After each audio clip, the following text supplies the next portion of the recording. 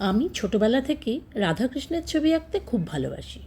আমাদের ছোটোবেলায় রাধাকৃষ্ণের ছবির সোর্স ছিল একমাত্র ক্যালেন্ডার। তাই যেখানেই ক্যালেন্ডার পেতাম ছবি এঁকে ফেলতাম।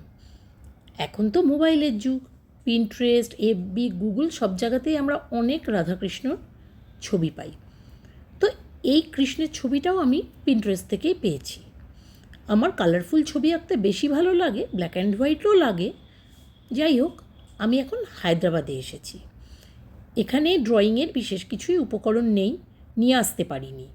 তাই ডোমসের এই ব্রাশ পেন্সের সাহায্যে কিছুটা সময় কাটালাম।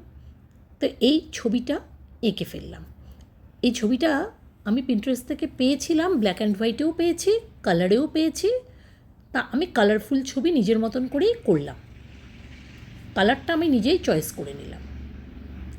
এখন কেমন হয়েছে বলো তো তোমরা? আমার তো খুবই ভালো লেগেছে ছবিটা। তা আমি কতটা আঁকতে পেরেছি এটা তোমরাই বলবে। ভালো লাগলে লাইক দিও আর সাবস্ক্রাইব করে দিও।